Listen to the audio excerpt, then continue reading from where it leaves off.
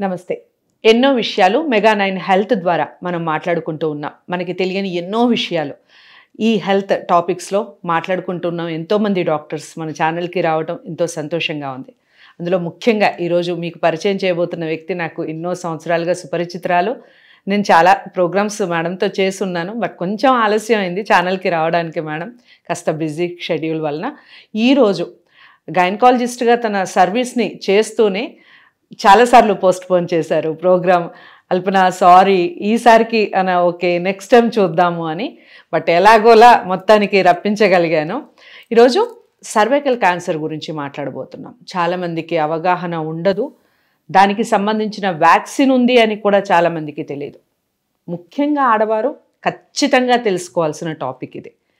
ఇంత నిక్కచ్చిగా ఎందుకు చెప్తున్నాను అంటే అందులో నేను కూడా ఈ మధ్య కాలంలో దీనికి సంబంధించిన విషయాలు తెలుసుకోవడం నాకు కూడా చాలా ఆశ్చర్యానికి గురి కావడం జరిగింది. మేడం మాటల్లో వింటే మీకు ఖచ్చితంగా అర్థమవుతుంది. వీడియోని ఎక్కడా స్కిప్ చేయకండి. డౌట్స్ ఏమన్నా ఉంటే ఖచ్చితంగా కామెంట్ బాక్స్లో తెలియచేయండి. మేడంని కలవాలి అనుకున్న వారు ఎవరైనా ఉంటే స్క్రీన్ మీద కనపడే నెంబర్కి కాల్ చేయండి. మేడం అపాయింట్మెంట్ లభిస్తుంది. నమస్తే మ్యామ్. నమస్తే అమ్మా. చాలా సంతోషంగా ఉంది ముందు మీరు టైం ఇచ్చినందుకు. ఫస్ట్ ఈ హెచ్పివి వైరస్ అనేది ఎందుకు వస్తుంది, ఎలా వస్తుంది, ఒక మనిషికి రావడానికి గల కారణాలు ఏంటి, అసలు వాట్ ఈస్ హెచ్పివి? హెచ్పివి అంటేమా హ్యూమన్ పాపిలోమా వైరస్. ఈ human papilloma virus is a double standard DNA virus. ఈ వైరస్లో దాదాపుగా 200 పైగా స్ట్రెయిన్స్ ఉన్నాయి. ఈ 200 స్ట్రెయిన్స్ కూడాను హార్మ్ఫుల్ స్ట్రెయిన్స్ కాదు. అయితే ఇందులో high risk category strains, low risk category strains అనేవి ఉన్నాయి. High risk category strains harmful అని చెప్పుకోవచ్చు. అవి causative agents for many cancers like cervical cancer, anogenital cancers and మగవాళ్ళలో పినైల్ క్యాన్సర్, తర్వాత oropharyngeal head and neck cancers, ఇవన్నీ and genital warts కూడా. ఇవన్నీ కాజ్ చేసే కాజిటివ్ ఏజెంట్స్గా పనిచేస్తాయి. కాబట్టి వీటిని హై రిస్క్ కేటగిరీ స్ట్రెయిన్స్ కింద డివైడ్ చేయబడింది. అయితే ఇవి సోకగానే హెచ్ఐవి సోకగానే వెంటనే క్యాన్సర్ ఏమీ రాదు. హెచ్ఐవి అనేది ఒక అంటువ్యాధి అని చెప్పుకోవచ్చు. అది సెక్షువల్ యాక్టివిటీ తోటి సెక్షువల్లీ ట్రాన్స్మిటెడ్ డిసీజ్ అనమాట. ఇంకోటి ఏంటంటే స్కిన్ టు స్కిన్ కాంటాక్ట్ వలన కూడా రావచ్చు. అయితే ఈ స్కిన్ టు స్కిన్ కాంటాక్ట్ ఎలా అంటే ఆల్రెడీ కొంతమందికి పులిపుర్లు చూస్తాం చేతుల మీద కానీ హెడ్ అండ్ నెక్ పైన కానీ పులిపుర్లు చూస్తాం కదా. వాళ్లకు స్కిన్ టు స్కిన్ కాంటాక్ట్ వాళ్ళ ఫ్యామిలీ మెంబర్స్ క్లోజ్ కాంటాక్ట్లో ఉన్న ఫ్యామిలీ మెంబర్స్కి వాళ్ళకి అవి కాంటాక్ట్లో ఉన్న వాళ్ళకి వచ్చే అవకాశం ఉంది. That is called skin to skin కాంటాక్ట్లో అలా ఒకరి నుంచి ఒకరికి ట్రాన్స్మిట్ అవుతుంది అని చెప్పుకోవచ్చు. కానీ మెయిన్ ట్రాన్స్మిషన్ ఏదైతే మనం హై రిస్క్ కేటగిరీ కింద స్ట్రెయిన్స్ చెప్పుకున్నామో అవి మెయిన్గా సెక్షువల్ యాక్టివిటీ తోటి సెక్షువల్లీ ట్రాన్స్మిటెడ్ డిసీజ్ కింద వస్తాయి అన్నమాట. అయితే కొంతమందికి మల్టిపుల్ సెక్స్ పార్ట్నర్స్, కొంతమందికి ఏంటంటే అబ్నార్మల్ సెక్షువల్ హ్యాబిట్స్, తర్వాత మల్టీపారస్ విమెన్ అంటే ఎక్కువ సార్లు చిల్డ్రన్ని కన్న వాళ్ళు కూడా, ఆర్ ఎర్లీగా మ్యారేజ్ అయ్యి ఎర్లీగా సెక్షువల్ యాక్టివిటీకి ఎక్స్పోజ్ అయ్యి అలా అండ్ యాక్టివ్గా సెక్షువల్ లైఫ్ చాలా యాక్టివ్గా ఉంటుంది కదా. కొంతమంది ప్రొఫెషన్స్ అలా ఉంటాయి కదా, వాళ్ళు అలాంటి ప్రొఫెషన్లో ఉంటారు సెక్స్ వర్కర్స్, అలాంటి వాళ్ళకి ఎక్కువగా వస్తుంది. కానీ సోకగానే ఏమీ క్యాన్సర్ రాదు. ఫస్ట్ ఇన్ఫెక్షన్ వచ్చి చాలా మటుకు బాడీలోంచి కాలానికి క్లియర్ అయ్యే అవకాశం ఉంది.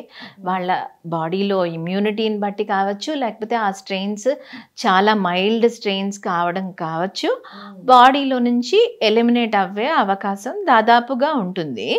బాడీ ఇమ్యూన్ మెకానిజం అలా యాక్ట్ చేస్తుంది.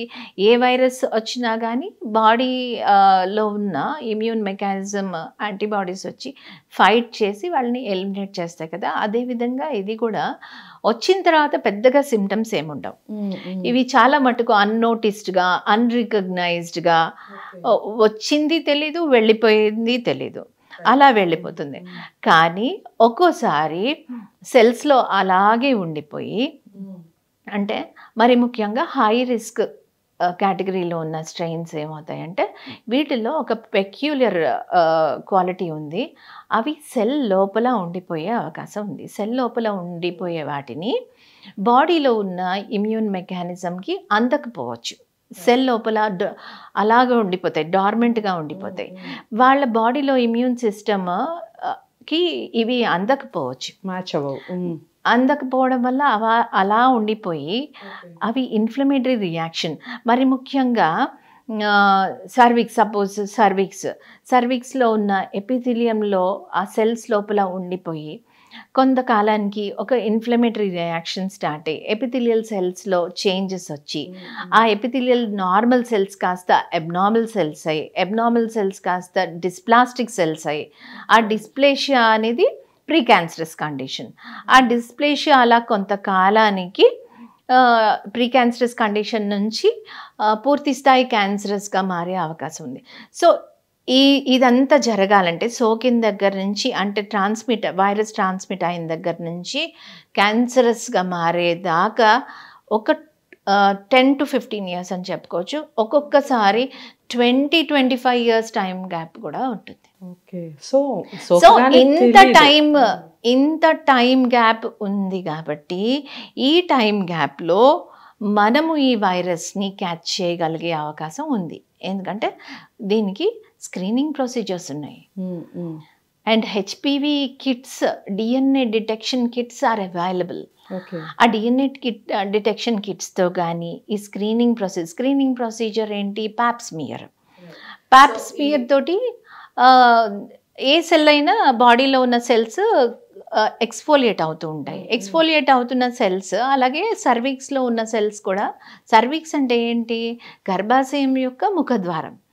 ఆ ముఖద్వారంలో ఉన్న సెల్స్ కూడా ఎక్స్ఫోలియేట్ అయ్యి కింద కలెక్ట్ అవుతూ ఉంటాయి. ఆ కలెక్ట్ అయిన సెల్స్ మనం ఎప్పుడైతే స్క్రేప్ చేసి ఇలా స్కూప్ చేసేసి దానికి డిఫరెంట్ ఇన్స్ట్రుమెంట్స్ ఉంటాయి చిన్న చిన్నవి, ఆ స్లైడ్ మీద వేసి పంపిస్తే ఆ పెథాలజిస్ట్ దానిలో సెల్స్లో చేంజెస్, అంటే ఒక్కోసారి న్యూక్లియర్లో చేంజెస్ కనిపిస్తాయి, అంటే నార్మల్ సెల్స్ అబ్నార్మల్ సెల్స్గా మారుతున్నట్టు తెలుస్తుంది అనమాట.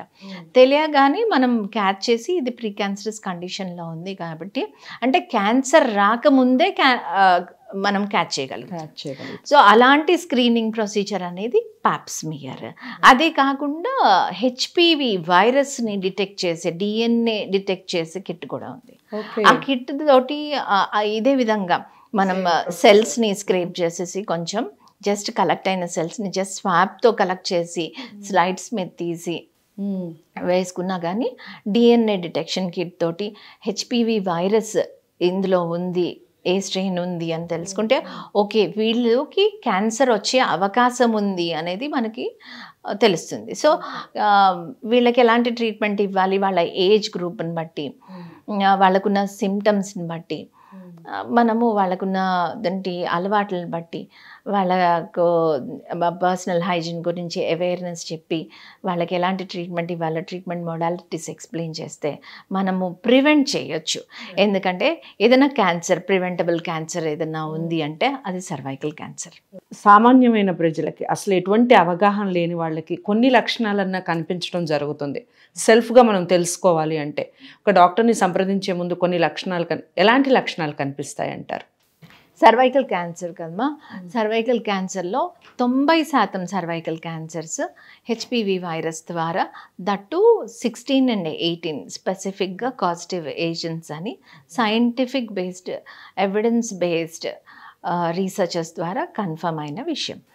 అయితే మన ఇండియాలో మనం చూస్తున్న క్యాన్సర్స్లో దాదాపుగా 16 and 18 హెచ్పివి వైరస్ ఏజెంట్స్ని డిటెక్ట్ చేయడం జరిగింది. అయితే ఈ క్యాన్సర్ అనేది నేను ఇందాక చెప్పినట్టు చాలా గ్రాడ్యువల్గా, వైరస్ సోకగానే ఏం రాకుండా గ్రాడ్యువల్గా వస్తుంది కాబట్టి ప్రీ క్యాన్సరస్, ఇది సర్వైకల్ క్యాన్సర్కి ఒక దీనికి స్టేజ్ ఉందమ్మా. క్యాన్సర్కి ముందు స్టేజ్ కూడా ఉంది దీనికి. Pre cancerous condition. ఈ ప్రీ క్యాన్సరస్ కండిషన్లో పెద్దగా సైన్స్ అండ్ సిమ్టమ్స్ రావు. అయితే ప్రీ క్యాన్సరస్ కండిషన్లోనే మనం క్యాచ్ చేయగలిగితే ట్రీట్మెంట్ చాలా వరకు క్యాన్సర్గా మారకుండా ఈజీగా ట్రీట్ చేయొచ్చు. That's why I have been explaining you precancerous condition గురించి అనమాట.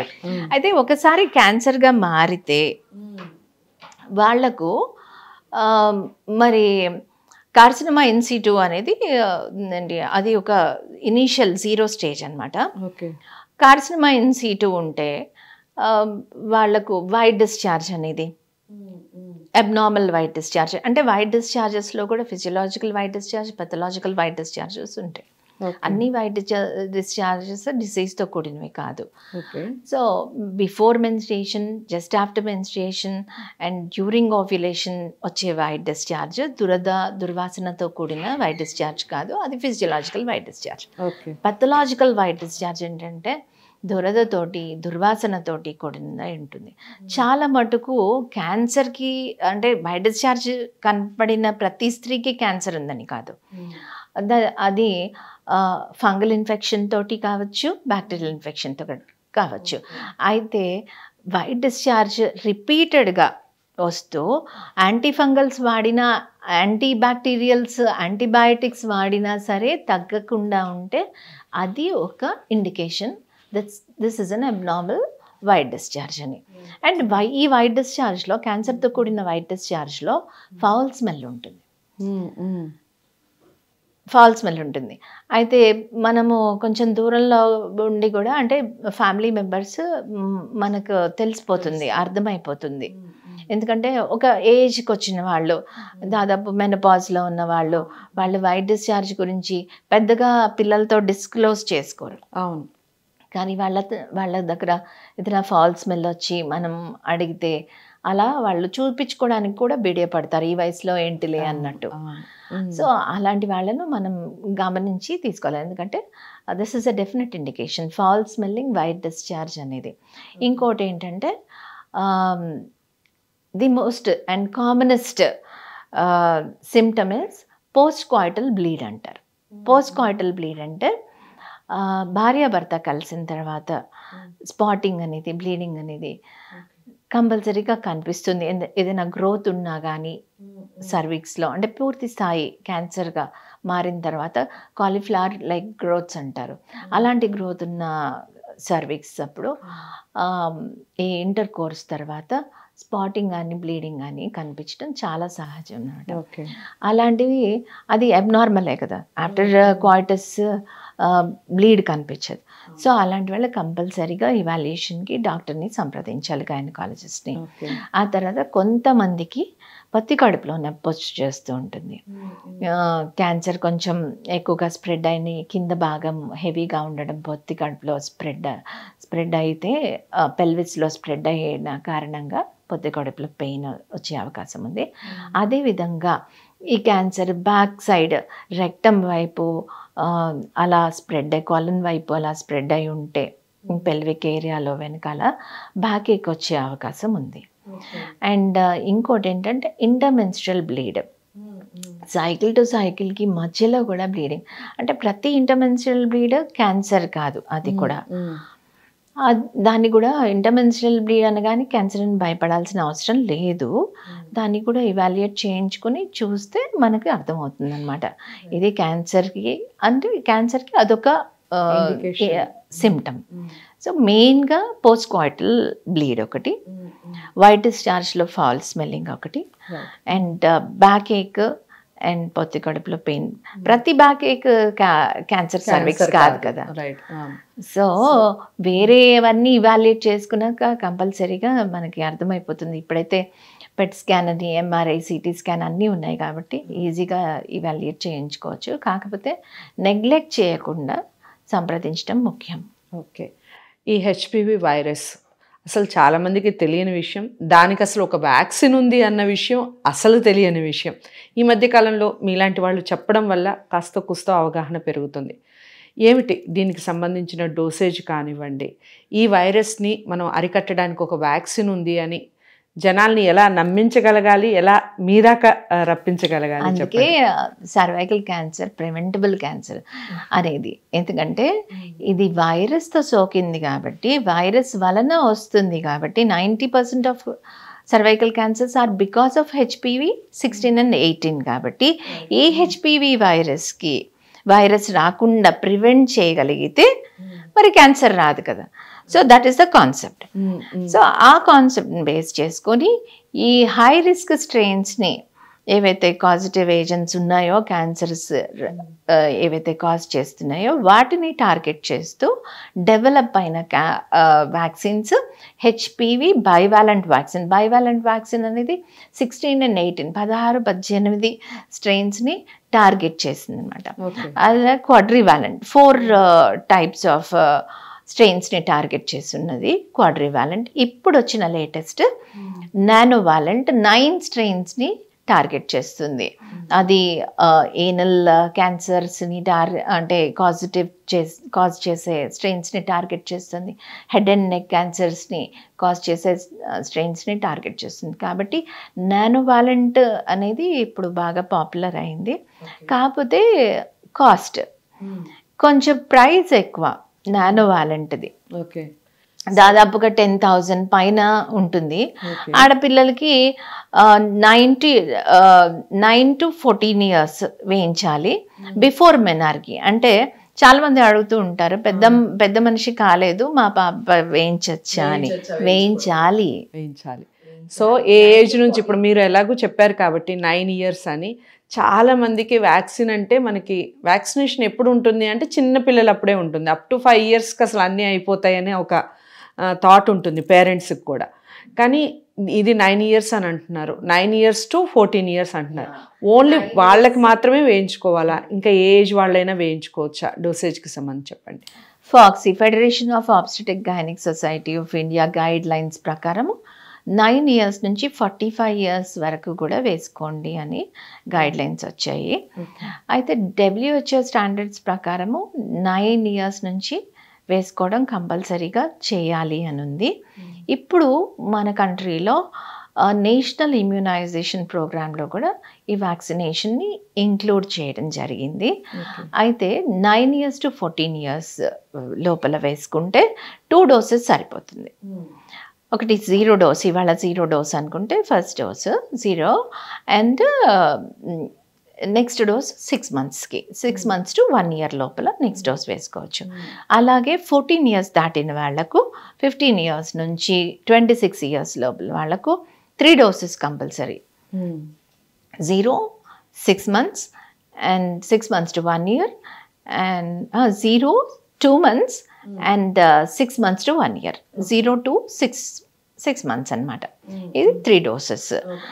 అలాగే 30 years అబవ్ అయిన వాళ్ళకు కూడా 3 doses ఇవ్వడం జరుగుతుంది.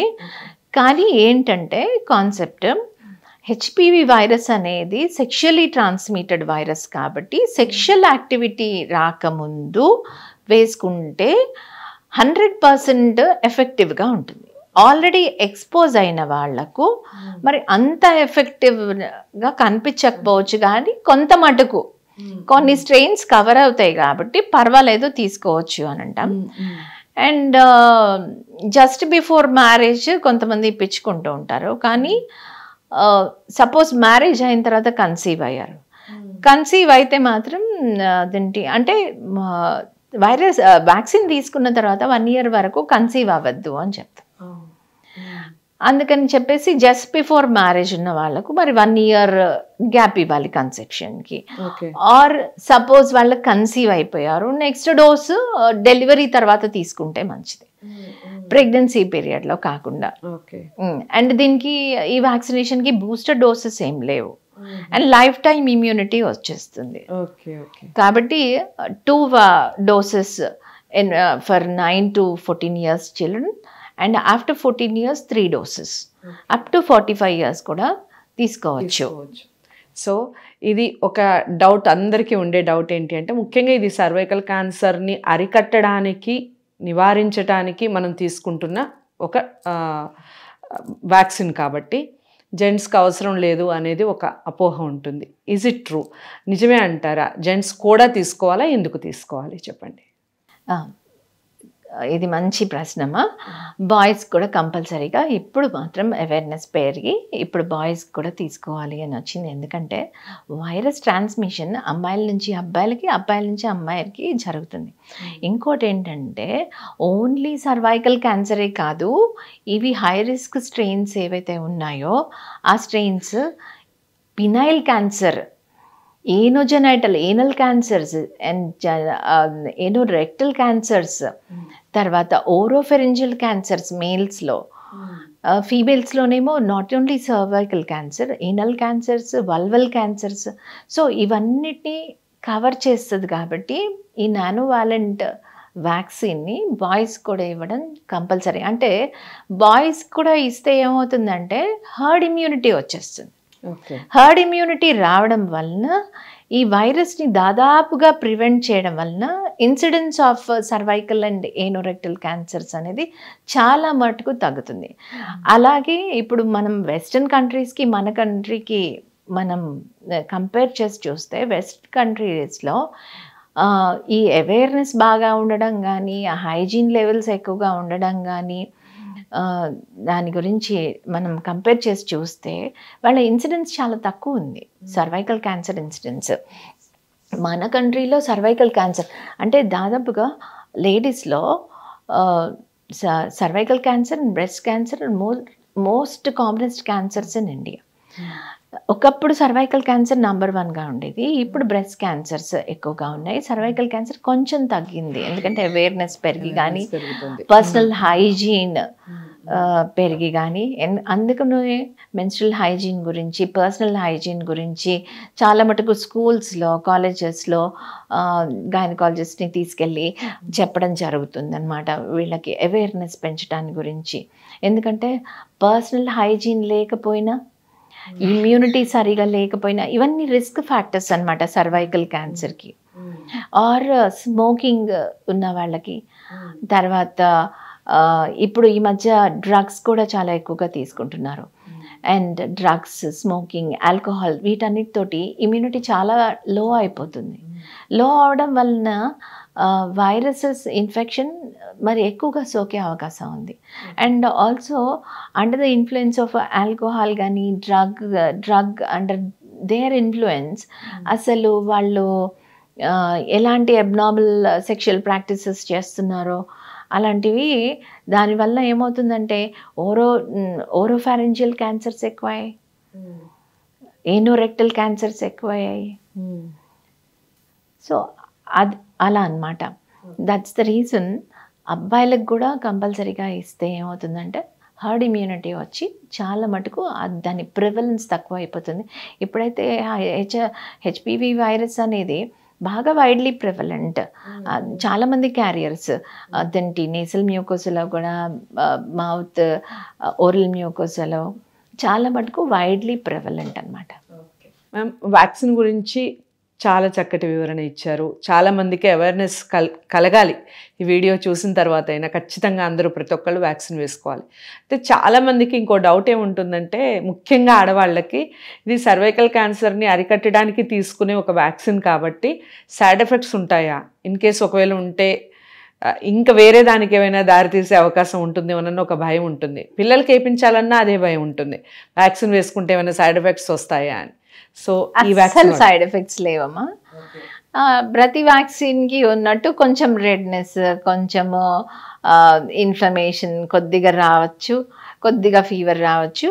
అండ్ వేసుకోగానే కొంతమందిలో, అంటే మేము చాలా మందిని వేసి చూసాం కదా, చిన్నపిల్లల్లో కూడా కొంతమందిలో కొంచెం గిడ్డినెస్ అనిపించవచ్చు. అందుకనే వేసుకున్న తర్వాత ఒక 45 minutes హాస్పిటల్లోనే ఉండి కొంచెం సెటిల్ అయ్యి అంతా బాగుంటే వెళ్ళండి అని చెప్తాం అనమాట. అంతే, minimal side effects, major side effects ఏమీ లేవు. అందరూ సేఫ్గా తీసుకోవచ్చు. పెళ్ళైన వాళ్ళు, పెళ్ళి కాని వాళ్ళు, అబ్బాయిలు, అమ్మాయిలు, రైట్ ఫ్రమ్ 9 years. అసలు స్కూల్ గోయింగ్ చిల్డ్రన్కి అయితే మనము ఏదో ఒక గిఫ్ట్, సెల్ ఫోనో ఏదో ఒక గిఫ్ట్ ఇచ్చే కంటే ఈ వ్యాక్సినేషన్ ఇస్తే వాళ్ళకి లైఫ్ టైం ఇమ్యూనిటీ ఉంటుంది. అబ్బా, చాలా అంటే చాలా చక్కటి ఇన్ఫర్మేషన్ మేడం. యాక్చువల్గా ఇంకొకటి విషయం చెప్పండి, ఈ వ్యాక్సినేషన్ తీసుకునే టైంలో కానీ మీరు అన్నారు 3 doses 3 times తీసుకోవాలి అని, ఫుడ్ ఏదన్నా రిస్ట్రిక్షన్స్ ఉంటాయా? పర్టికులర్ ఫుడ్ ఏది ఏదైనా తీసుకోవచ్చు, ఏదైనా తినొచ్చు, తిన్నాక తీసుకోవచ్చు, తినకముందు తీసుకోవచ్చు. Food is not at all related okay to vaccination. So next ఎపిసోడ్లో ఖచ్చితంగా సర్వైకల్ క్యాన్సర్ గురించి కంప్లీట్గా మాట్లాడే ప్రయత్నం చేద్దాం. Thank you so much once again madam. మీరు స్టూడియోకి వచ్చి నిజంగా చాలా వాల్యుబుల్ టైంని ఇచ్చారు. మీ అందరికీ కూడా వ్యాక్సిన్ గురించి అవగాహన కలిగిందనే అనుకుంటున్నాను. ఇంకా ఏమైనా డౌట్స్ ఉంటే ఖచ్చితంగా మేడంని మీట్ అవ్వచ్చు. స్క్రీన్ మీద కనపడే నెంబర్కి కాల్ చేయడం ద్వారా. వీడియోని అందరికీ షేర్ చేయండి. ఇలాంటి వీడియోస్ని షేర్ చేయడం వల్ల చాలా మందిలో అవేర్నెస్ వస్తుంది. మీరు అందరికీ కలిగిస్తారనే అనుకుంటున్నాను. లైక్ చేసి షేర్ చేయండి. ఛానల్ని సబ్స్క్రైబ్ చేసుకోవడం మర్చిపోకండి. నమస్తే.